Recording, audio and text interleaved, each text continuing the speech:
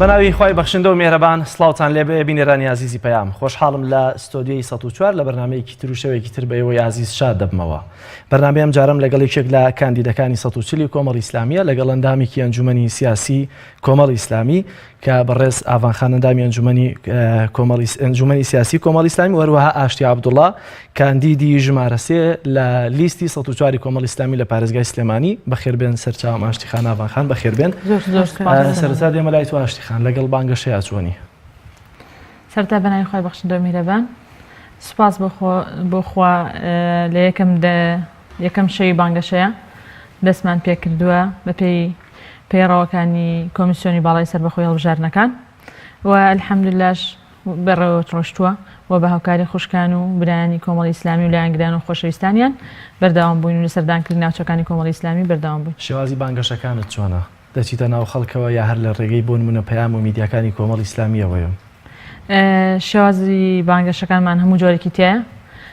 بەشێکی لە دەرکەوتنی میدیاکانەوەیە لە بەرنامەکانیانە و بەشێکی تریشی لە سەردانیکردنی ئەو خوشک و برانی و ناوچانەیە کە کۆڕیان ساز کردو و ئێمەش سەردانیانەکەین و شێوازی سێمیش کەیگرین سەردانی ئەو ماڵ و خۆشەویستانی کۆمەڵی ئیسلامی یان ئەو لایەنانەیە ئەو خەڵکانەیە کە کۆمەڵی ئیسلامی یارمەتی داون هاوکاری کردوون یان خۆیان کۆمەڵی ئیسلامیان خۆشەوێ بە ڕێزماوە ساڵی باپیریان خۆشە لەبەر مۆقیفەکانی ئێمەش سەردانیانەکەین و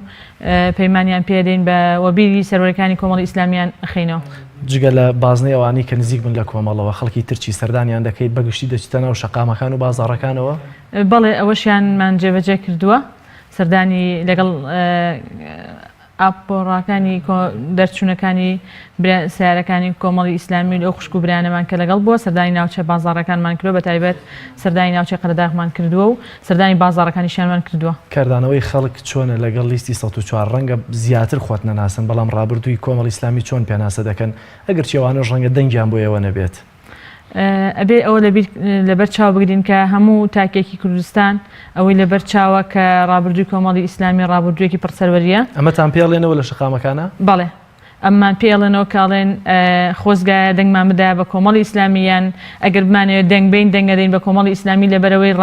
پەرلەمانتارەکانی ئەویان سەرماندووە ئەو پەیمان و بەڵێنانی کە داویانە هێنایانتە جێ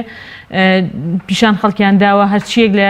لە بوجایان کێشەیەکی سیاسی هەبێ بۆ هاوڵاتیان ڕوون کردوێتەوە و شەفاف بوون لەگەڵ. کەس پێتان ئەڵێ ئەم جارە دەنگم بۆ ئێوەیە بەڵام جاری پێشوو بۆ ئێوە نەبووە؟ بەڵێ لەم جۆرەشی تایە ئەم جارە دەنگمان بۆ ئێوەیە و جاری پێشوو بۆ ئێوە نەبووە بۆی لایەنێکی تر بووە. هیواش هەیە ئومێدی زیاتر دەرکەوتنیشمان بۆ ئەخوازێ بۆیە چالاکیەکانیشمان زیاتر بێت تا کاندیدەکانمان زیاتر دەور ببینن بۆیە دەنگی زیاتر کۆ بکەینەوە. زۆر باش. ئێستا وەکو ئاشتی خان دەتەوێت ببیتە ئەندامی ئەنجومەنی نوێنەرانی عێراق. بەڵێ.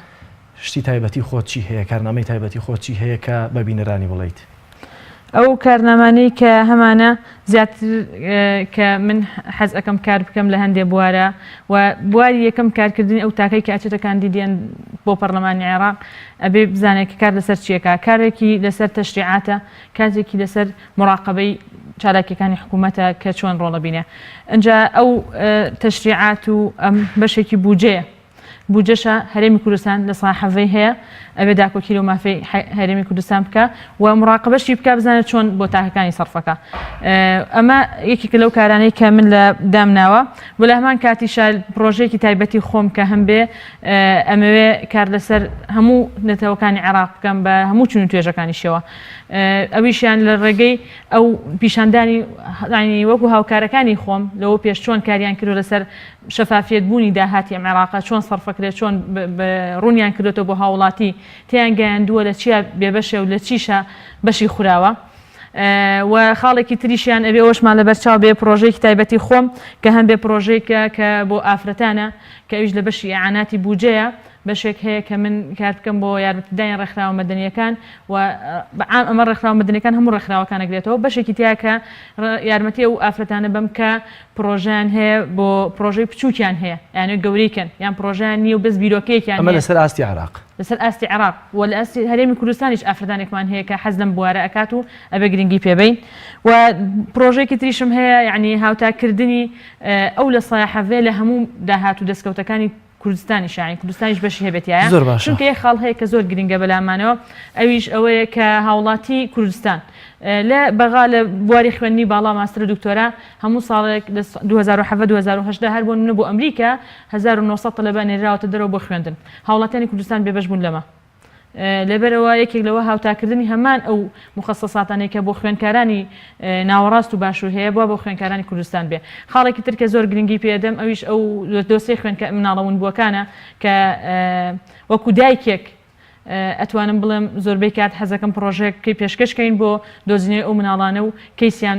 لەبەرچاو بگیرێ و بخرێتە پێش ئەوەلیاتی کارەکانی پەرلەمانی ئەم ساڵەوە زۆر باشە دەبوو لە پێش پرسیارەکان بچوومایەتە سەر سیڤەکەت بەڵام قەینە ئێستا و بینێرانی کە گویان لەم قسەیەت هەبووە قسەکانت هەبووە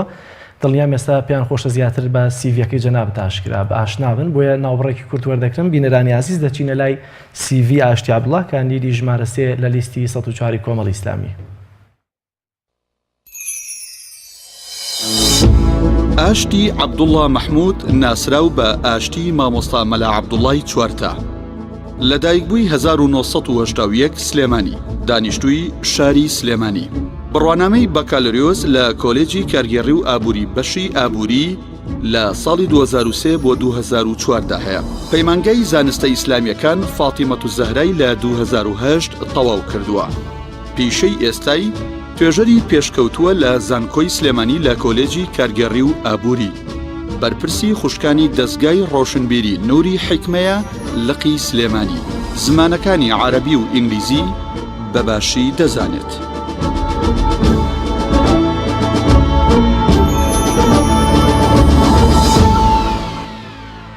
دووبارە سڵاوتان لێبێ بینەرانی عزیز ئاشتیخان زۆر سپاس بۆ وەڵامدانەوەی پرسیارەکان دێمە لای جەنابەت ئاڤان خانم ئەندامی ئەنجومەنی سیاسی کۆمەڵی ئیسلامی تاقە ئافرەتێک لە ناو ئەنجومەنی سیاسی کۆمەڵی ئیسلامیە چۆن دەتەوێت لە ناو حزبەکەتەوە کار بۆ کاندیدا ئافرەتەکانی ناو لیستەکەتان بکەیت؟ بەڵێ بەناوی خی گەورە و میهرەبان دیارە ئێمە یەکێک لەو کارانی کە هەمیشە جەختمان لێ کردوێتەوە و بە تایبەتی هەر کۆمەڵی ئیسلامیش لە خودی خوایە لە هەموو کارەکانیە بەڕاستی کرۆشی کاری کۆمەڵی ئیسلامی زیاتر بەرجەستە ئەبێت لەوەیە کە مەسەلە دیفاعکردن بۆ لە مەزلومین دیفاعکردن بووە لەو چین و توێژانەی کە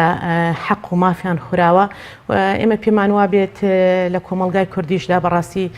لەبەرەوەی تا ئەم ساتە وەختەی ئێستاش لێرە و لەوێ بەشێکی زۆر لە مافەکانی ئافرەت پێشێل کراوە و یەکێک لەو مافە گرنگانەی کە ئافرەتان و ژنان هەیەە بەڕاستی ئەویش ئەوەیە کە مافە سیاسیەکانە کە خۆی ئەبینێتەوە لە مەسەلە ئافرەت وەک پاڵێورا و ئافرەت وەکو ئەوەی کە لە ناوەندەکانی بڕیارە بتوانێ ڕۆلی کارای خۆی ببینێ دیارە ئەم ناوەندە بڕیارانە کۆمەڵێک موسسە ئەگرێتەوە هەم موسسە حیزبیەکان ئەگرێتەوە کە لە ناو بڵێن موسسەیەکی حیزبیە تا ئەو پەڕی ئاستی بڕیار بڕوا کە مەکتەب سیاسی و کە سەرکردایەتی حیزبەکانە وە لە هەمان کاتیشا بەنسبەت کاروباری دەوڵەتداریەوە بەنسبەت پەرلەمانەوە خۆشببختانە تا ڕادەیەکی باش تا ئێستاش ئیش لەسەر ئەوەکەین کە لە حکوومەتیشا هەوڵ بدرێ ڕێژەیەکی باش و پشکێکی باشی ئافرەتان هەبێت چونکە هەمیشە من ینی بەدەر لە جیاوازی بیر و بۆ چوونم لە وەزیرە ژنەکان کە لەوانەیە لەگەڵ منە مەسەلە لە یەک حیزبانە بووین بەڵام لە هەمان کاتا من پێم وابێ وەزیرە ژنەکان لە هەر کابینەیە کابوون وەزی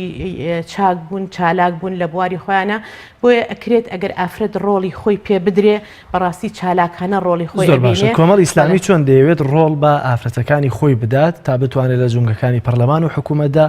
وەکو پیاوێک بەبێکەم و کورتی کار بکەن؟ بەڵێ دیارە کۆمەڵی ئیسلامی هیچ چۆنەڵی حەسرێکی نییە لەسەر هیچ ئافرەتێک وە دەرگای خۆی واڵا کردووە لەو کاتەیە کە بۆ خۆکاندیدکردن هەم بۆ ئەو کاتانی کە حیزب ئەگاتە مەسەلە کاتی کۆنگرە و کۆنفرانسەکان کە ئەمە ئافرەت توانیوێتی یعنی بەبێ هیچ سانسۆر و فشارێک بەرەو ئەو پێگانە هەنگاو بنێ و خۆی کاندیدکە و هیچ فشارێکیشی لەسەر نەبووە لەسەر حیزبەوە بەڵکو حیزب دەرگای خۆی واڵا کردو لەو حاڵەتە و لە لە هەمان کاتیشە بەنسبەت ئەوەی کە بەرەو حکوومەت و پەرلەمان و بەرەو دەنگانی شەڕۆین دەرگا هەرواڵا بۆ هەموو ئافرەتان و هەوڵمان داوە ئافرەتان ڕۆڵی خۆیان ببینن و بگرە لە ڕاددەبەدەر مەسەلە وەکو کۆمەڵی ئیسلامی تەشجیعمان کردوون کە ئەبێ ئافرەتانی کۆمەڵی ئیسلامی زیاد لە حەد ڕۆڵی کاریگەریان هەبێت چونکەوە ئافرەتانی کۆمەڵی ئیسلامی خاوەن گەورەترین بنەمای جوانن کە ئەویش بریتە لە هەڵگری ئاینی پیرۆزی ئیسلام کە ئەتوانن بە ئازادانە زیاتر ڕۆڵ ببینن لە ناو کۆمەلگادا و جەریئانەتر بن و لە هەموو ڕوویەکەوە بتوان ڕۆڵی کارەی خۆیان زۆر باشە واتەوانی کە ئێوە کاندیدیان دەکەن یا دەبنە پەرلەمانتار تەنها دەتانوێت لە بواری ئافرەتانە کار بکایە لە بوارە کایە سیاسیەکە لە کایەکانی تردا کار بکات نەخێر ئێمە هەمیشە ئیشمان بۆ ئەوە کردووە ئێمە نەمان هێشتووە ڕەگە سالاری هەبێ واتە ژن سالاری هەبێ یا پیاو سالاری هەمیشە لە کارەکانمانە ئێمە ئیشمان لەسەرەوە کردووە کە ئەبێت لە هەموو مووقعێکدا لە هەموو پێگەیەکدا ئەبێت مرۆڤ سالار بێ و لەو یاسا و تەشریعاتانەشی کە لە عێراق و لە کوردستانە دەرئەچێ ئەگەر ئێمە ینی لەم سەر بۆ ئەو سەری یاساکان بڕۆین هیچ کاتێک ینی چۆنەڵی پرینسیپی ڕەگەز بە یاساکانەوە دیار نییە یەکێک لە خەسائیسەکانی یاسا ئەوەیە کە عام و مجەڕەدە یعنی عامە بەو مانایی کە هەموو ڕەگەزەکان ئەگرێتەوە هەموو تاکێکی کۆمەلگا ئەگرێتەوە بە جیاوازی ڕەگەزەوە بۆیە هەمیشە ئیشمان کردەوە هەمیشە ینی ئێمە لە هینی تەوجیهاتیشمانە وەلا لەو قسانەشە کەوەکو ئامۆژگارێک بێیاوەکو قسەیەکی خیر بێ بۆ کاندیدەکان کردومانە و تومانە هەمیشە خۆتان بە داکۆکی کار مەزانن لە بەستەنهاوە بزانن وەکو ئافرەتێک ئەبێ ئیلا بەس لەسەر چینی ئافرەت ئیشکەی بەڵکو تۆ لەسەر تەواوی کۆمەلگا لەسەر تەواوی جونگەکانی کۆمەلگا ئەبێ ئیش بکەیت چونکە لە کۆمەلگای ئێمەدا بەڕاستی بەس ژن مەزلوم نیە بەڵکو ئەو پیاوەکانن کە زوڵمیان لێکرێەوە دوجاریش چۆنڵێ ئەسەری ئەو زوڵمەیە کە لە پیاوەکرێت دووبارە ئەگەڕێتەوە ناوماڵ ئەویش بە هەمان شێوە ئەو ستەمەی کە لەسەری ئەکرێت دووبارەیە کاتۆ لە ناوماڵ زۆر باشە هەندێک وڵات ئاشتی خان دیارە ئەو ڕۆژش کە چوبوویتە بازار هاوڵاتیەک لەوەی دەپرسیکە ئیتر هەرچیەکەن بیکەن بەس خەڵک لەم معاناتە داراییە دەرباز بکەن لە ئێستادا ڕەنگەوەی کە زیاتر بۆ خەڵک گرنگ بێت چارەسەرکردنی دۆخی دارایی بە بەتایبەتی لە بەغداوە کە هیوایەکی زۆر هەیە کە لە بەغدا سەرەتا چارەسەرەکە بکرێت چونکە دیارە هەرێمی کوردستان و توانایی نیە حکوومەتی هەرێمی کوردستان هەوڵی ئێوە چییە بۆ ڕوبەڕووبوونەوەی گەندەڵی دارایی و هەروە چارەسەرکردنی ئەو دۆخە دارایی کە ئێستا هەیە دیارە هەر پرۆژە و بەڵێنامەیەک هەبێ بێت لە فراکسیۆنەکە پێکەوە لە بەغا بتوانە پرۆژەیە لەم بابەتە پێشکەشکە لام وایە ئێمە وەکو فراکسیۆنی کۆمەڵ هەموو ئەو براوخشکانی کە ئینشاڵڵا بە ئومێدە بۆ داهاتووە بنە ئەندام پەرلەمانی بەغا نوێنەری خەڵکی کوردستان ئەبن ئەبێ ئەویان لە بەرچاو بێ یەکەم هەنگاویان باشترکردنی ژیان و بژێوی هاوڵاتی کوردیە ئەمیش بە دووبار ئەبێ بەشێکیان ئەوە پیشاندان یعنی وەرگرتنی ئەو بەشانای ئەو بەشە بوجەی هەرێمی کوردستان کە مافی سەرکرد تاکێکی هاوڵاتیانە و بگەاندنی بەدەستێکی ئەمین گەاندنی بەدەستێکی ئەمین دەبێت جارێکتر نەچێتەوە لای ئەو کۆمەڵ خەڵکانی کە لەو پێش پاشەکەوتی بوجێمان لێبینین و سیستەمەکانی برسیکردنی هاوڵاتیانمان بینی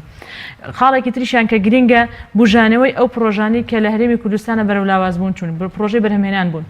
پرۆژە ئینتاجی بوون کە لە هەر لە پرۆژە پەلەوەریەکان و هەر لە پرۆژە کشتتوکاڵەکان و هەر لە پارەی گەنمی جوتیارانەوە کە تا ئێستا وەرنەگیراوەوە چەند ساڵی لەمەوە پێش ئەمانە هەموو پرۆژە بەرهەمهێنانەی تاکێکی کوردی بووە کە داهاتی خۆی پێ مەزەندە کرد و خۆت حاضر کردووە بۆ ئەو کۆسپوتەگەرانی کە دەخرێنە بەردەمتان چکە وەک لە ڕابردوودا بینیمان یەکێکی وەکو مامۆستا ئەحمەدی حاجی ڕەشید هەوڵێکی زۆریە بۆی کە موچە بدرێتە دەستی وەزارەتەکان بەڵام دوجار بینیمان کە ئەنجامەکەی چۆن بوو کۆسپوتەگەریان بۆ دروستکردن ئێوەش لە ئێستەوە خۆتان حاضر دەکەن بۆی کە ڕەنگە سبەینێ خەڵکانێک کە بێ کۆسپوتەگەرتان بۆ دروستکەن کە نێڵن پرۆژەکانتان سەرکەوتوو بێت لەم ڕۆ ئێوەتانوێت چۆن کار بکەن پشت بەخوا ئەبێ ئێمە هەموو کارتای سەرەتای کارێک پشت بەخوای گەورە بەستین بەڵە خۆمان زۆر ئامادە کردووە ئەبێ ئەومان لەبەر چاو بێ یەکەم هەنگاوی ئەمەش بۆ ئەوەی ئامادەسازی ئەم پرۆژەیە ئەو کاندیداین کە ئەچن بۆ بەغا ئەبێ ئەویان لەبەر چاو بێ زۆرترین دەنگی لایەنە کوردیەکان بەدەست بێنن پێش هەموو شتێ بۆ ئەوەی کە بگرێت دەستی ئەمین کە زۆرترین دەنگ بەدەست هات خۆشتانەزان بە لایەنە کوردیەکان ناوەستێت چونکە لایەنە کوردیەکان نیوەی ئەندامانی پەرلەمانی بەغا پڕ ناکەنەوە ئەبێ لایەنە عەرەبەکانیش بەکار بێنن کە ئەوەش ئەبێتە هۆکارێک کە شەفافێتی داهاتی ئەم وڵاتە وردە بەرەو ڕوونبوونەوە بچێ و ئەبێ تاکی کوردیش خۆی لە دەنگدانە ئەوەی خۆی یەکلایی کاتەوە کێ خزمەتی زیاتریەکە کێ خزمەتی پرۆژەکانی ئەوەکە کێ شەفافێتی ئەم وڵاتی زیاتر بۆ ڕوون کردەوە دەنگ با بە ئەو کەسە بۆ ئەوەی زیاترین نوێنەریان بڕاتە بەغا و زۆرترین ڕۆڵ ببینێ لە وەرگرتنەوەی مافەکانی کووردا ئەمەش مافی تاکی کووردە. زۆر باشە بە تەمای بە کۆتا بچیتەن ببیتە پەرلەمانتار یا دەنگی حەقیقی خۆت بهێنیت. من هەوڵی خۆم بەوەیە کە دەنگی حەقیقی خۆم بێنم وەکو ئافرەتێک و تاکەکە ئافرەتێکی کاندیدکراوە لەسەر لیستی کۆمەڵی ئیسلامی پشت بەخوا ئەوە هەوڵی سەرەتایی خۆمە ئەگەریش نەبوو ئەوە شتێکی ترە کە کۆتا بەڵام ئومێدی خۆم ئەوەیە کە ئینشەڵا بە دەنگی خۆم وەک هاوڵاتێکی برایەن بتوانم منیش بچمە ئەنجومەی نوێرانی بەغا. ئەوەندەی کەم ڕۆژانە بانگەشت کرد تێڕوانینی خەڵک چۆنە بەڕاستی خەڵک دەیانەوێت دەنگ بە خەڵکێک بدەن بە کاندیدێک بدەن کە خەمخۆریانە یان هێشتا ئەنتیمای حزبی یان هێشتا بۆ نمونە بە جۆرێک دیلی موچەکەیەتی ناتوانێت ڕای جیاوازی خۆی بۆ نمونە بەرجەستە بکات لە دەنگدانا چۆن لە خەڵک تێگەشتوونەم چەند ڕۆژێک کە لەناو خەڵکا بوون. خەڵکانی ئێمە خەڵکی کوردی ئێمە وەکو هەموو ڕۆژهڵات ناسەکان ئێمەیان ناساندووە خەڵکانێکی عاتفین ئەتوانین بڵێن تایەتی لە هەموو جۆرە خەڵکەکانی تایە کە بەڕێزت پۆلێ نەکردن بەس ڕێژەیەکیان بریتین لەو دەنگدەرانی کە هەڵوێستەکانی کۆمەڵی ئیسلامی عجابی کردوون و بەڵام تا ئێستا دەنگدانی خۆیان یەکلایی نەکردوێتەوە بۆی و هەڵوێستێکی زۆری خەڵکانیشمان بینی کە ئومێدیان هەیە بە کاندیدەکانی کۆمەڵی ئیسلامی و ڕۆڵی زیاتر ببینن بەڵام ئەبێ ئەوشمان لەبەرچاو بێ هاوڵاتی کوردی ئێمە هێشتا لە ترسان و تۆقان بێبەش نییە لە بڕینیان نانی ژیانی بێبەش نییە کە ئەمەش وای لێکا کە پەیمان نەدا دەنگدا بە چ لیستێک بە ئاشکرا بەڵام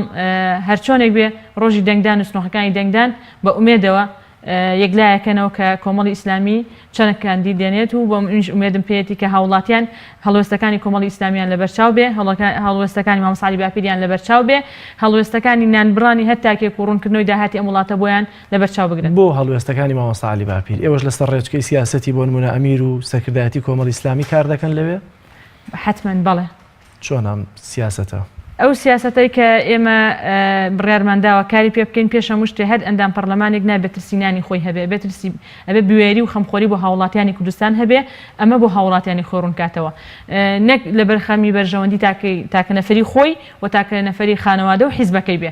زۆرێک لەوانەی کە ئەو کێشانی کە ئێستا دروست بوون ئەبین سەرنجەدەین لە هەرێمی کوردستان کێشەی تاکن کە دروست بوون و کێشەی خەم نەخواردنی کێشەکانی کوردن بەڕاستی چونکە هەموو ئەو کێشانی کە لە هاوڵاتێکی کووردا هەیە لە دۆسیەکانی ئەنفال ئەڵێ لە دۆسیەکانی بێبەشکردنی مادەی 140 کە تا ئێستا دۆسیەکە یەکلایی نەکراوەتەوە لە هەموو ئەو دۆسیانی کە بەنیوە ناچڵی یان هەر باز نەکراوە هەر ئەوە بووە کە من ئەڵێم بەشێکی لەوانەیە ئەو کاندیدانە خەم خواردنی مەسالیح حیزبیەکەیان یان مەسالیح بەرژەوەندە تایبەتەکەی خۆیان وای کردبێت کە پرۆژەکانی کورد وەکو نێتەوە بەرەو پێش نەچێ و خاڵێک تریش ئەبێ ئەو کاندیدانی کە ئەڕۆنە بەغا بە خۆشمەوە ئینشەڵا کە بچم ئەبێ هەڵوێستی نەتەوەی لە پێش هەموو شتێکە حساب بکەم من چەند خزمەتکاری نەتەوەکەی خۆمم چونکە من ئەو کاتێککە ئەڕۆم تەنها نوێنەری کۆمەڵی ئیسلامی نیم نوێنەری دەنگدەرانی کۆمەڵی ئیسلامی نیم بەڵکو نوێنەری هەموو تاکە کوردێکم کە لە ئەم هەرێمی کوردستانەیە بژی ئەبێ داکەوتی کار و خزمەتکاری مافەکانی ئەوان بم لەبەرەوە ئەگەر ئەم هەڵوێستە و هەموو لایەنەکان بمڕۆحەوە بچینە ئەوێ ئومێدم هەیە کە بتوانین خزمەتێکی زیاتر بە تاکی کوردی بکەین. زۆر باشە دەستخۆش دێمەوەلات ئاوان خان قسەیەکی مامۆستا عەلی باپیر دەکەم بە پرسیار بۆت زۆر جار لە کۆڕ و کۆبوونەوەکان بۆ خۆتان دەڵێ هەوڵ بدەن ینی پشت مەبەستن بە کۆتاکان خۆتان دەنگی ڕاستەقینەی خۆتان بێنن ببنە پەرلەمانتار و سەر بکەون نەکتەنها لە بۆ نمونە لە هەڵبژارنەکان بۆ پەرلەماندا بەڵکو لەناو حەزب لە کارە ڕێکخراویەکانە لە هەموو شوێنێکە چۆن کارتان کردووە ئێستا بۆ نمونە بۆ کاندیدە ئافرەتەکان تا لەوەی کە بتوانن دەنگی حەقیقی خۆیان بێنن؟ بەڵێ دیارە هەر بەنسبەت دەنگدەرانی کۆمەڵی ئیسلامیەوە یعنی هەروەکو لە چەندین توێژینەوە کە کراوە یەک لەو توێژینەوانەی کە ڕێکخراوی NDI نەودەوڵەتی کردبووی کە لە ئینتخاباتەکانی پێشووترە لە خولەکانی پێشووترا بوو دیارە یەکێک لەو ئاماژانەی کە یا بووی زۆرترین دەنگدەری کۆمەڵی ئیسلامی لە 154 لە 154 دەنگدەری کۆمەڵی ئیسلامی ئافرەتان واتە لە پیاو زیاترن بە 4 بڵێن ڕێژەوە دیارە ئەمە هەر لەو کاتەوە کۆمەڵی ئیسلامی یعنی کە لێی ڕوون بۆ دەنگدەرەکانی زۆربەی زیاتر پێداگر بووە لەسەرەوەی کە زیاتر حقوق و مافەکانی ئافرەت لە ناو حیزبەکەی خۆیدا وایە خود لە دەرەوە بە تایبەتی لە مەسلەی کاری پەرلەمانیا کە بتوانێت زیاتر مەسەلە بە تایبەتی لە دەرکردنی ئەو یاسانەی کە لە بەرژەوەندی ئافرەتانە بن هەوڵی داوە کە ئافرەت لەبەرەوەی ڕۆڵێکی چالاکی هەبووە لە ناو حیزبەکەیدا گرنگی پێبە. ئێمە بەڕاستی وەک خۆمان وەکو حقیقت وەکو حەق وەکو ڕەوایەتی بڵێ مەسلەی کۆتا وەرگرتنەوەی دەنگی پیاوێکە لە ئافرەتێک. ئەمەش مەسەلە یەکێکە لەو پرنسیپ و سیستمانەی دیموکراسیەت کە هێناوێتی ئاراوە، بەڵام تا ڕادەیەکی باش بۆ ئێستای کۆمەڵگەی ئێمە بۆ زیاتر ڕۆڵ پێدانی ئافرەتان لە ناو پێگەکەدا کارێکی باشە. یعنی جێی دەستخۆشیە من پێم وابێ هەتا ئێستاش یعنی کۆمەلگای کوردی نەگەشتۆتە ئەو قەناعەتەی کە هەمیشە وا تەسەوری وایە کە ئەوە پیاوانن ئەتوان ئەسپی خۆیان تاو بدەن لە کایە سیاسیەکانە لە کایەکانی حکومڕانیە لە مؤسسە تەشریعیەکانە و بە حکمی ئەوەی ئافرەت ئێمە لە پێشترا مەسەلە لە ژێر دەستی ڕژێمێکی حیزبی بەعسا بووین، مەسەلە ئافرەت هیچ ڕۆڵێکی پێنەدراوە و هەمیشە مێژووی میلەتەکەمان ئافرەتان ڕۆڵی کەمیان هەبوو لە بوارە سیاسیەکانە. بۆیە من پێم وابێت لە دوای ساڵی نەوەتەکانەوە ئافرەتان وردە وردە توانیان دەرکەون و خۆشبەختانە لە ساڵی 2010 توانیوێتی بێتە زیاتر لە ناو حیزبەکانە ڕۆڵی زیاتر بەرجەستە بێت و بێتە کایەکانەوە پێتە ناوەندەکانی بڕیار و مەکتەب سیاسی و سەرکردایەتی حیزبەکانەوە. لە 2010 ڕۆڵێکی باش ئافرەت هاتوۆتە پێشەوە. پێم وابێ هەتا ڕێژەیەکی باش لە ئافرەتان ئەناسرێن چکە لە کایەکانە نەبوون. یعنی تۆ ئێستا ئەگەر ئێمە دیقەت بین لەوەی کە بۆنونەیەکێک لەو واتە هەموو ئەمانە کە ئەگەر بۆ نمونە ئافرەتێک پشت بە دەنگی حەقیقی خۆی ببەستێت، بۆ نمونە هەموو دەنگانە بێنێت کە بۆ کورسیەک پێویستە، پێوەستە بە تێگەیشتنی کۆمەلگاوە بۆ ئافرەت؟ بەڵێ دیارە تێگەشتنی کۆمەلگا تا ئێستا نەگەشتەوە قەناعەتی ئافرەت چەند بە تواناش بێ مەسەلە تاکێکی کورد قەناعەتی زیاتر بە پیاوەکە هەیە. هەتا مەسەلە زۆربەی جار ئەم حاڵەتە ڕووەکاتە ئافرەتەکان خۆ زۆر جار ئەگەر هەر ئافرەت دەنگ بە ئافرەت بەڕاستی من پێم وابێ ئافرەتان هەمویان زیاد لە حەدی خۆشیان دەرەچن، چونکە زۆربەی زۆری کۆمەلگا توێژی ئافرەتانە. یعنی ئەمە لێرە قەناعەتی مەسەلە ئەم ئافرەتەش نەگەشتۆتە، چ نەگەشتۆتە ئەوەی کە ئافرەتان ئەتوانن لە بوارە سیاسی و کۆمەڵایەتی و تەشریعەکانە ڕۆڵ ببین. بۆیە کاتێکی ئەوێ تاوەکو بگاتە ئەگەرنا مەسەلە ئێستاش طبعاً ئەم سیستمە لە وڵاتە زۆر پێشکەوتۆکانیش تا ئێستا لا نەبراوە بۆ چونکە مەترسی بەشداری ئافرەت هەر لە مەترسیان. ئەوانی کە لە ناو کۆمەڵی ئیسلامیە بوونەتە پەرلەمانتار یا پۆستێکی حکومی یا پەرلەمانتاریان وەرگرتووە، توانیانە وەکو پیاوێک ئەسپی خۆیان تاو بدەن؟ بەڵێ من دەستخۆشی لە هەموو ئەو ئافرەتە ینی ئەو خوشکانەمان ئەەکەم کە ینی پێشتر لە خولەکانی ترا هەبوون و ئێستاش هەن بەڕاستی ئەگەر لە پیاوەکان چالاکتر نەبوو بێتن کەمتر نەبوون لەوان و هەمیشە خوشکانێکمان بوون کە بەڕاستی جێ شانازی بوون بۆ ئێمەی خوشکان کە بتوانین سەربەرز بین پێیان. زۆر باشە. کۆمەڵی ئیسلامی ڕەنگە تاکە حیزبێک بێت کە هەندێک موچە لە پەرلەمانتارەکانی وەردەگرێتەوە گەرچی بەرپرسەکانی ناو حکوومەتی ژێر ڕێژەیەکیان لێ وەردەگرێتەوە. ئەم ڕێژەیە چۆنە لە سەتاچەندیان لێ وەردەگرنەوە لە چیا سەرفی دەکەن؟ چکە دەمەوێت دوای ئەمە بیکەمە پرسیارێک بۆ ئاشتی خەمزانمەوەی بۆی دەمێنێتەوە چی لێ دەکات؟ بەڵێ دیارە ئەو ڕێژەیە کە داراوە بەپێی ئەو موچەی کە هەیەە ئێمە هەمیشە یعنی ڕێژەی لە 160 بۆ 70 بەرەو ژوورمان لێ بڕیون. يعني ڕێژەی لە 160 بۆ 70 زیاترمان لێ بڕیون و ئەو هەر ئیمتیازاتێکی تریان هەبوو بێ، هەر ئیمتیازاتێکی تر مەسەلە وەکو منحەیە کە ئەگەر وەرگیرابێت لە مقدمەی کاری پەرلەمانیانەوە بۆ مەسەلە سیارە بێ بۆ شتێک هەموو ئەو شتانە کۆمەڵی ئیسلامی ڕێژەیەکی بەپێی ئەو بار و زروفە یعنی لە لای ئێمە تەحدید نەکراوە بڵێ مەسەلە پەرلەمانتار بۆ نمونە لەوانەیە لە حیزبێکی تری ئیسلامیدا هەبێ لە 160 بگەڕێنێتەوە، بەس لە لای ئێمە بەڕاستی حسابی موچەکەمان کردووە. یعنی بۆ نمونە ئیکتیفای ذاتی ئەو پەرلەمانتارە بە چەند ئەبێت ئەومان بۆ زیاتر حساب کردو، ئەو ڕێژەیەمان بۆ تەحدید کردوون. ئەو پارەی کە لێ وەردەگرنەوە چی لێ دەکەن پەرلەمانتارەکان؟ بەڵام يعني كإيجار ما بس أو يكديته أبو حزب شيء ليه ديار أوقات تبوجي حزبوا و دووبارە تەوزیع ئابێتەوە بەسەر هەموو ئیش و کار و چالاکی و ئۆرگانەکانی حیزبەوە و ئێمە بەڕاستی من هەر لێرەوە وەکو ئەندامێکی مەکتەب سیاسی دەستخۆشیمان هەیە بۆ هەموو پەرلەمانتارەکان و ئەو براو خوشکانی کە لە حکوومەت و پەرلەمان و کاری حکومی و مدیر عامەکانان ینی بەڕاستی هەر کەسە بە ئەندازەی خۆی ئێمە بەس تەنها لە پەرلەمانتارانمان نەبڕیوە لە مدیر عاممان بڕیوە لە ئەندامانی ئەنجومەنی پارێزگامان بڕیوە لە ئەوانەمان کردووە و جێی دەستخۆشیە کە من پێم وابێ لە ئاستی یعنی لە هەموو دنیاشا و لە کوردستانیش و لە عێراقیشا هیچ ئەندام پەرلەمانێک بەقەدەر ئەندام پەرلەمان و ئەو براو خوشکانی کە لە حکوومەت و دەسەڵاتی جێبەجێکردنا کاریان کردووە بەقەدەر ئەو ئەندامانی کۆمەڵی ئیسلامی ئیلتیزاماتی داراییان هەبوو بێ و یعنی بڕەحابەتی سەدریشەوە ئەو پارانیان گەڕانۆتەوە و تەسەوریان بۆ کە ئەمە خێرێکی گەورەیە کە لە دەستی خوانەوە زۆر باشە ڕێکخراوەکان و خەڵکیشی فەقیر و هەژار دەست دەبن بۆ پەرلەمانتارەکان بۆی کە هاوکاری بکرێن لە کام پارە هاوکاری خەڵک و ڕێکخراوەکانیان کردووە ئەوەی کە دەیدەن ئەوە یانەوەی کە بۆ خۆیان دەمێنێتەوە وڵاهی جا ئێمە پێمان وتمان هەر کاتێ خەڵک داوای لێکردن خێرتان کرد لە حسابەکەی خۆتان بیکەن ئەگەر نە ئەمە بەیتولما لەو حسابی ئەوەی بۆکەین کە ماڵی مسلمانانە ناکرێت بۆیە ئەوەش جێ دەستخۆشیە یعنی هەم ئەو براو خوشکانشمان جگەلەوەی کە ئەو پارەیە گەڕنەوە خەڵکانێکی زۆر تەکلیفیان لێکە بەڵام ئەلحەمدوللا توانیویشیانە بەپی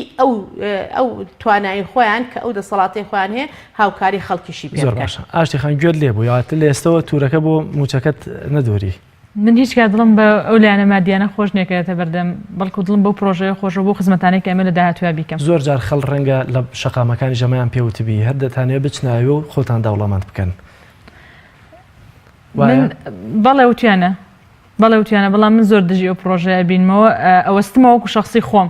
چکە لەوانەیە من ئێستا داهاتم جۆرێک بێ بەڵام هیچ کات ئەو مامەڵەی کە ئەیکەم لەگەڵ هاوڵاتێکا لەگەڵ مناڵێکە لەگەڵ تاکێکم کۆمەڵگای ئەو هاومامەڵەی نەبێت کە خۆم ئەیکەم چونکە بریتینی داهات بۆ پەروەک شخصی خۆم کە من تێ بڕوانم داهاتی کەسایەتی کەس دەرناخە ئێستا لە شەقامەکانە خەڵک زۆرەڵێ ئەم پەرلەمانتارانش لە بەروی موچەکەی بەغدا موچەیەکی زەبەلا هەبوو ئەمە ئەڕۆنە بەغدا تۆ لە ئێستاوە لە ١٧٠ بۆ نمونە لێ دەبڕێ بۆ حەزب چیڵی بە خەڵک کە تۆ بۆ پارەکە ناچی تاوێ و ئامانجت خزمەتکردنیەکە ئەمە یەکەم جار من بە هاوڵاتیانی سوپاس دەکەم کە ئەم بابەتت وروژان و بێ هاوڵاتیان لەوە تێ بگەن و ئەبێ پەرلەمانتارەکانیش ئەو بۆ هاوڵاتیان ڕوونکەنەوە کە ئەو داهاتی کە پەرلەمانتارێک وەریەگرێ ئەبێ بیکاتەوە لە بەکارهێنانی جارێکتر بۆ پرۆژەیەکی خزمەتگوزاری بۆ نەتەوەکەی چونکە ئەم نوێنەری ئەو هاوڵاتیانەیە بە دەنگی ئەو هاوڵاتیانش بۆتە نوێنەریان لە بەغا ئەمە خاڵێکی گرنگە من هیچ گلەیم لەوە نییە کە کۆمەڵی ئیسلامی لە سڵای هەفتای بوجەکە ئەبڕێ لە پەرلەمانتارەکە لە سڵای هەفتای داهاتەکەی موچەکەی ئەبڕێ ئەمە خاڵ یەکەم ئەو پرۆژانش کە خۆم بۆ ژیانی خۆم هەمە چۆن ژیاوم هەروە ئەبم و دڵنیاش بن پرۆژەی خزمەتگوزاریم زۆر زیاکەم ئینشاءڵڵا و بە هاوڵاتیانی ژەڵێم من وەک تاکێک وەک ئەو تاکانەش نەبم کە بە داهاتێکی دەنگەکانی ئێوە پرۆژەی شخصی و تایبەتیان لێ دروست کرد بەڵکو ئەو پرۆژانی کە خزمەت بە تاکی کورد دەکات تا بتوانم ئەیخەم و بەردەستیان و خزمەت بە تاکی کورد دەکەم و بە چینی ئافرەتان و مناڵانیش بە تایبەتی چونکە کچینەکەن لە بەهۆی ئەم کەم دەرامەتەی ئەم چەند ساڵی ڕابردووە زۆر زەرەر و زیان لێکەوتو ئەوان یەکێکی تر کە خەڵک لە شەقامەکانەوە ڕەخنە لە کاندیدەکان دەگرێت لە ئێستەوە دەڵێ کە بوونە پەرلەمانتار ئیتر کەس ناتان بینێتەوە لە بێنەوە ناو خەڵک بە تایبەتی ئەو ڕۆژە پرسیارێکی وەهاش لە تۆ کرا چ بەڵێنێک دەدەی بە خەڵک کە مادام لە ناو خەڵکەوە دەڕۆیت دەشگەڕێتەوە بۆ ناو خەڵک من ئەم پرسیارە بە دوو وەڵامە دەم وایین بە دوو خاڵ وەڵامی دەمەوە خاڵێکیانەوەی ئەبێ هاوڵاتیان لەوە تێ بگەن لەوانیان پەرلەمانتار لە 4 ساڵان نتوانێت بێتەوە بەهۆی مەشغەڵەتی بەکاریەوە نەک تەنها ئەو ڕائەسلبێ بێ نە ئەو بیرۆکە سلبێ بێ کە ئەم پەرلەمانتارە خەریکی خۆ دەوڵەمەندکردنی خۆیەتی خەریکی پرۆژە شەخسەکانی خۆیەتی لەوانەیە هەر خزمەتکردنی بێ بەکاری داوامەکەی لە بەغا لە ژیانێکی خۆی کە نەتوانێت پەرجێتە سەر هاوڵاتەکان و من و خۆم کاندیدێکیش وە داواش لە هەموو کاندیدەکانەکەم کە ئەم بیرۆکەی لە تاکی کووردا بڕەوێنەوە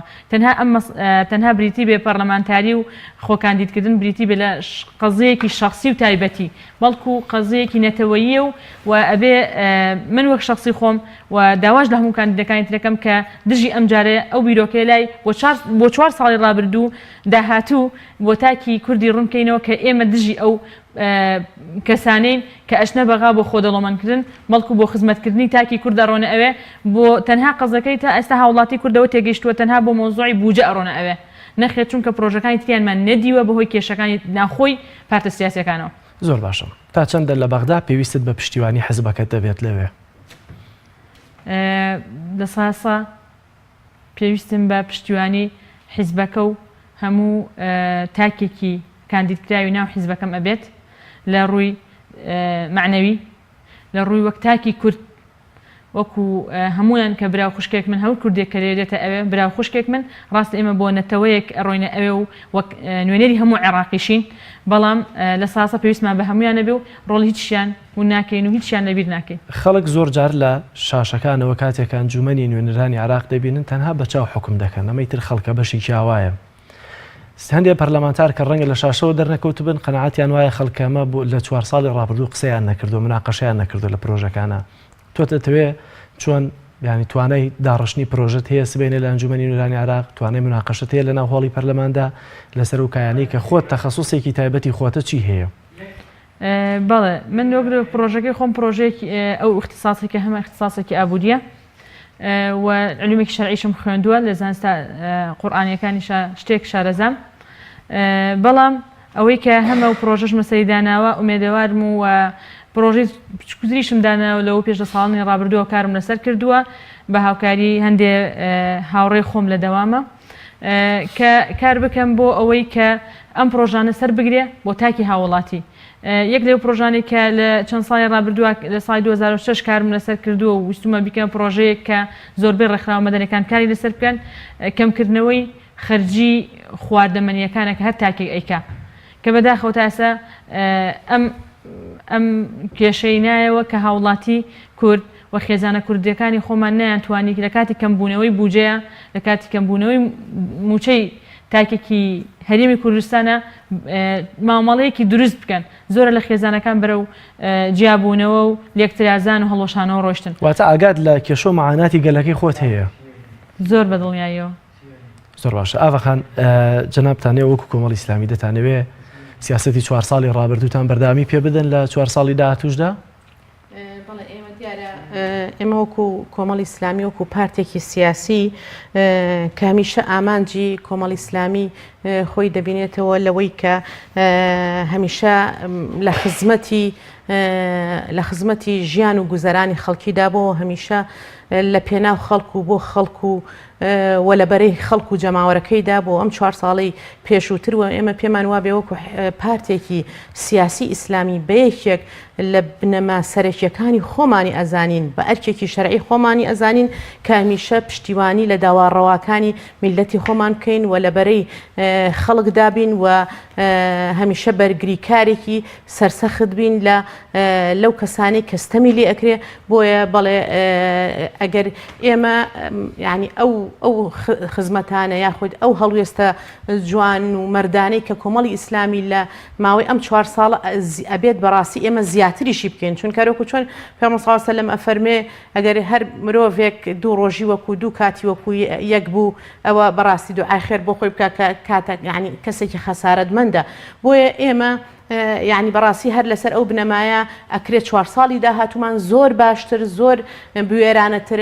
و بەوەی کە متمانەی جەماوەری هەرێمی کوردستان بەدەستبێنین و ینی بەڕاستی بە ڕێژەیەکی باش لە کورسیەوە بچینە پەرلەمانی عێراق ئەو کاتە ئێمە بە ئەندازەی ئەو بەرپرسیارە چونکە ئەم ماوەی 4 ساڵە کە ئێمە خاوەنی 6 کورسی بوون، بەڵام بەرپرسیارەتی هەڵگرتنی بەڕاستی لە مستەوای بڵێم 30 کورسیشە بووە، یعنی ئەوەنە سەدا و هەڵوێستی جوانی هەبوو کۆمەڵی ئیسلامی لە ئەندازەی بەڕاستی ئەو 6 کورسیەدا نەبووە کە کردوێت. زۆر باشە. لە 4 ساڵی ڕابردوو کە باست کرد هەندێک هەڵوێستی مەردانەتان هەبووە یا لە پێناو بەرژەوەندی حزبی نەتان کردووە، لە پێناو بەرژەوەندی خەڵک و شەقاما کردوتانە. خەڵکێکیش لە ئێستادا کە دەیانەوێ خەڵکی پێچەواشە بکەن باز لەوە دەکەن کە ئێوە دەستکەوتان هەبووە یا دەیانەوێ بۆ نمونە ئەم هەڵوێستە مەردانەوە کە لە پێناو خزمەتی خەڵکدا بووە بەم دیوا بیشکێنەوە. ئێوە چیتان دەستکەوتووە لە 4 ساڵی ڕابردوودا وەکو کۆمەڵی ئیسلامی لەو هەڵوێستانەی کە هەتان بۆ خزمەتی خەڵکی؟ بەڵێ یعنی زۆر بە شانازیەوە کۆمەڵی ئیسلامی یەکێک لەو شتانەی کە جیای ئەکاتەوە کە هەمیشە وتومانە لە بەرەی خەڵکدا بووە و لە هەموو قۆناغەکان لە هەموو ویزگەکانی مەسەلە ئەم 4 ساڵی ڕابردوودا بەڕاستی بۆ تەنها هەنگاوێکیش تەنازولی نەکردووە لە مافەڕەواکانی خەڵک و هەمیشە بۆ بەرژەوەندی خەڵک یعنی بەرژەوەندیە باڵاکانی گەلی کوردستانی لە پێش بەرژەوەندیە حیزبی و شخصی و تاکەکانی کادرەکانی کۆمەڵی ئیسلامی و من پێم وابێ کۆمەڵی ئیسلامی لە ماوەی ئەم 4 ساڵەدا باجی زۆر گەورەی داوە لە پێناو ئەو هەڵوێستانەیە کە هەمیشە لە بەرەی خەڵک بووە بۆیە دەکرێت خەڵک بەڕاستی ئەمەی لە بەرچاو بێ ئەم باشدانە چی بوون باجەکان تەنها ئەوەندە کە بوون منە ڕەنگە بە هەندێک پێشنیاری هەندێک امتیازات کە قبولتان نەکردی بێت و وەرتان نەگرتی بێت ئەمە باجدانە یا باجی ترتان داوە بەڵێ ئێمە دیارە باجی ئەکەڵم باجی گەورەمان داوە بەڵێ یەکێک زۆر لەو باجە سەختانە باری ئابووری حیزبە چووکە من پێم وابێ عمودی فەقەری هەموو کارێک لە دنیادا اقتصادەکەیەتی بەڵام من دەستخۆشیم هەیە یعنی بۆ هەموو ئەندام و کادرانی کۆمەڵی ئیسلامی کە زۆر ینی قبولکردنی ژیانێکی زۆر سەختیان قبول کردووە لە پێناو مەسەلا قوتی خەڵکیە لە پێناو دیفاعکردن لە نانبڕینی خەڵکە لە پێناو ئەو شتانەدا بۆیە بەڵێ یەکێک لەو باجە گەورانە کە توانیوێتی ئێستا بە دڵسۆزی کادر و ئەندام و قیادەکەیەتی کە توانێتی چۆنە بەرگەی هەموو ئەو ناڕەحەتی و سەختیانەی ژیان بگرێ لە پێنا ئەوەیە کە لەبەرەوەی ئەمەش تەنها پاڵپشتێ من پێم وابێ ئەگەڕێتەوە بۆ بنەما دینیەکە کە لە لای کۆمەڵی ئیسلامی زیاتر بەهێزترە بۆ چونکە هیچ کاتێک یەکێک لە پرینسیپە زۆر گەورەکان و بنەماکانی کارکردنی کۆمەڵی ئیسلامی بریتە لەوەی کە خزمەتکردن بە خەڵک پشتگیریکردن لە لێ قەوما و مەزلومین بە ئەرکێکی شەرعی و سروشتی خۆی ئەزانێ من گوێم لێ بووە لە هاوڵاتی کە بۆ نمونە بە کۆمەڵی ئیسلامی و توێەوە هیچتان پێ ناکرێت کە من بەڵێ ئێوە بۆ هیچتان پێ ناکرێت خۆی من پێم وابێ ئەوانەشی کە کورسی زۆر زیاتریان بە چەند ئەوەندە لە ئێمە زیاتر هێناوە هیچیان پێ نەکراوە و من پێم وابێ ئەبێت وردە ئەو عقلێتە بگۆڕیت بەڕاستی ئەکرێت کۆمەڵی ئیسلامی چی نەکردووە یعنی ئەوە کۆمەڵی ئیسلامی بۆ دەنگێکی ینی دانەبڕاو بووە لەوەی کە هەمیشە دەنگی بەرز کردوەوە ئیدانێ مەسەلە یەکێک لەو شتانەی کۆمەڵی ئیسلامی بۆ یەکێک بۆ لەو حیزبانەی کە ئیدانەی کردووە کە بە فەرمی بڕیاری دەرکردووە لەسەر ئەوەی کە بەڕاستی بڕینی موچە و قوتی خەڵک ئەمە ناکرێت چاکسازی حکومە دەگەری بێبی کە گەندەڵی نەهێڵێ لە قوتی خەڵکیە و لە موچەی خەڵکەوە دەست پێ بکە بۆیە ئەمانە هەمیشە کۆمەڵی ئیسلامی باجی زۆر گەورەی داوە من نمونەیەکی زۆر باش کۆمەڵی ئیسلامی یعنی نمونەیەکی زۆر جوانی کۆمەڵی ئیسلامی کە ئەکرێت ئەم نمونە جوانە یعنی تعمیمی کەین یاخود بەرجەستەی کەین لە کارێکی حکومداریە کۆمەڵی ئیسلامی دەستێکی ئەمین بووە لەوەی کە هەمیشە لە هەر شوێنێکا بۆ کادر و ئەندامانی کۆمەڵی ئیسلامی لە هەر موسسەیەکی حکوومەتا بوون لە فەرمانبەرێکەوە تا پەرلەمانتارێک تا وەزیرێک کەسێکی ئەمین و دەستپاک بوون بەرامبەر بە مهنە و پیشەکەیان و هەمیشە دۆست و دوژمن دەستی بۆ ڕاکێشاون کە کادرانی کۆمەڵی ئیسلامی ئاون لە بەدەر لە کاری حکوومەت و دەوڵەتداریش لە کاری موسساتی حیزبەکەی خۆشیدا کۆمەڵی ئیسلام ئەو کۆمەڵی ئیسلامی بۆ خاوەن موسسەیەکی گەورەیە کە بریتە لە بەخشین ئەم موسسە خێرخوازیە کە چەندین پرۆژەی خێرخوازی هەبووە لە ماوەی ئەم چەند ساڵی ڕابردووە 21 ملیارد دۆلاری بەخشیوەتە فەقیر و هەژار بەڵێ 21 ملیارد دیناری بەخشیوەتە هەموو ئەوانە بەڕاستی ئەمە من پێم وابێ بە حکومەتێکیش ئەوە نەکراوە بەم حکومەتە هەرێمە ئێمەش و ئەگەر سەیریکەن ئەم خەستەخانەیەکی داناوە لە چەند شارێکە ئەم نەخۆشخانەیە بۆتە مەوایەک بۆ هەموو ئەو کەسانی کە تەندروستیان تێکچووە بەبێ جیاوازی هەر بیر و بۆچوونێکی هەبوو بێ هەر ئیتیجاهێکی هەبووە کە ئەبینی ئەمە نمونەیەکی جوانە کە کۆمەڵی ئیسلامی ئەتوانێت تەعامل لەگەڵ تەواوی کۆمەلگادا بکە بە جیاوازی هەموو ئایدۆلۆژیەکانیشەوە یعنی سنووری ئایدۆلۆژی بڕیوە کاری کۆمەڵی ئیسلامی کە هەندێک کە زوا بزانن کۆمەڵی ئیسلامی بەستە ناخزمە ئەوە کۆمەڵی ئیسلامیە کە ئێستا توانیوێتی هەتا لەم ماوەی کە تێپەڕی کە نەخۆشخانەکان هەمووی بایکۆتیان کرد یەکێ لەو نەخۆشخانانەی کە زۆر زەختی لەسەر بوو بریتی بوو لە نەخۆشخانەی بەخشین پرسیاری زۆرم هەیە لە دێمەوەلات بەڵام ئاشتی خەن دێمەوە لای جەنابەت ئێستا تۆ ئەساسەکەی لەم گۆڕەپانەیە دەبێ قسە بکەیت دەتەوێت چۆن خەڵکەوانی کە تا ئێستا تۆیان نەناسیوە متمانەت پێ بکەن و بناسن چیترت هەیە کە باسی بکەیت؟ ئێمە وەکو فراکسیۆنی کۆمەڵی ئیسلامی وەکو تاکی خۆشم ئەو کارانەی کە ئەمەوێت بیکەم و فراکسیۆنەکان و پەندان پەرلەمانەکانی پێشومان کاریان لەسەر کردو مێش بەردەوام بین لەو کارانەش کە ئەوان کردویانە یەکەم کار دژی گەندەڵی وەستاون و شەفاف بوون لە دەرخستنی هەموو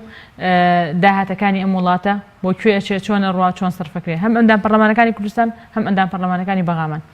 ئێمە بەردەوامدەری کاری ئەوانە بین ئەمە یەکەم کار کە بیکەم بەردەوامدەری پرۆژەکانی ئەوانە بم بەردەوامدەری ئەو ڕەوتە ئەبم کە چۆن ئەوان کاریان کرد ئێمەش بەردەوام بین ئەو کارێک ئەمە وەکو شخصی خۆم بیکەم ئەمە یەکەم شت لەگەڵ هەموو فراکسیۆنەکان کە ئەشینە بەغا یەک هەڵوێست بین لە داواکردنی مافەکانی کورد لە سەپاندنی یاسای حەڤەی بوجە لە یاسای حەڤەی بوجە بەس بۆ داهاتی موچە نەبێ وەکو پارە لەسەرم یەک هەڵوێستیە یەک ڕیزەی کورد لە بەغدا 4 ساڵی ڕابردوو ناکۆکێکی زۆر هەبوو و هەمووشیان ئەم قسەیە دەڵێنەوە کە پێویستە کورد یەک هەڵوێست بێ دەتانوێت چۆن یەک هەڵوێست بن بۆ نمونە تۆ حەزبێکی تر لەوێ ڕای زۆر جیاوازە لەگەڵ تۆیە لە هەرێمە تەنان ڕەنگە زۆر جا دژی یەکتر بوەستنەوە ئێستا دەتەوێت لە بەغدا چۆن یەک هەڵوێست بن لەسەر چه هێڵێک یەک هەڵوێست بن لەسەر هەڵوێستی داواکردنی مافی هەر تاگەی کورد لە ئەستۆی ئێمەیە ئەمە ئەم هەڵوێستێک هەڵوێستیمان پێ دروستەکە ئەبێ قەناعەت بە هەموو ئەو براوخشکانە بێنین کە دێنە ئەوێ کە مافی کورد لە هەر تاکێکی کورد ئەو مافەیە کە ئەبێ ئێمە بۆیان بگەڕینەوە ئێمە نوێنەری ئەوانی لە بەغا ئەوە شکۆی تاکی کورد بگەڕینەوە چونکە ئەگەر بزانین تاکی کورد لە ئەمڕۆ لە ڕووی سیاسیەوە لە ڕووی ڕامیاریەوە لە ڕووی ژێوی ژیانیەوە کە بەسیترین شتە لە خسارەتدانە لە زەرەرایە لە هەر نەمانە بەرەولاچوون بووە چونکە هەر ڕۆحی نەتەوایەتی لای تاکی کورد گەنجێکی کورد نەماوە ئەمە بەچی ئەگەڕێتەوە بەشێکی زۆر بەگەڕانەوەی متمانەی هێزە کوردیەکان ئەبێ جارێکتر ئەوە بگەڕێنەوە بۆ بڵێ من ڕۆڵی ئەوە ئەبینم کە خزمەت بە پرۆژەکانی کوردستان ئەەکەم ئەتەوێت لەوێشەوە چاودێرێک بن بەسەر بۆ نمونە حکوومەتی هەرێمی کوردستان بەسەر و جوڵەی کە لە هەرێمی کوردستانە بۆ نمونە دەکرێت چونکە دیارە هەندێک شت پەیوەستن بەیەکەوە ئەبێ مراقبەیەکی تەواوی پەرلەمانی کوردستانیش بکەین و ئەو داهاتەش کە ناو پەرلەمانی کوردستانە چۆن سەرفەک بێ و چۆن خەرجەکرێ و بۆ کوێچێت بەڵام چەند ساڵی ڕابردوو داهاتیش نهاتۆتە پەرلەمانی کوردستان ئەمەی لە حکوومەتا بووە ئەبێ جارێکتر بەپێی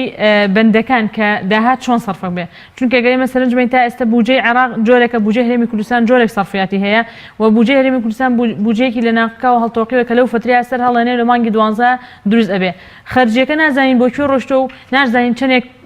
داهات